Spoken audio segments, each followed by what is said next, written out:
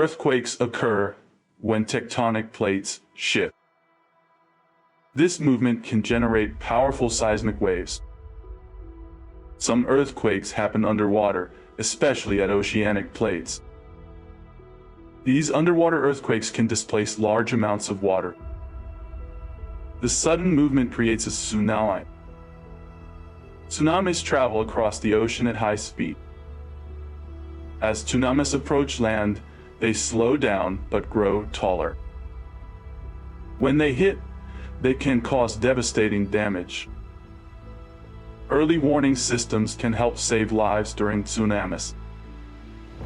Understanding this relationship is crucial for safety preparations.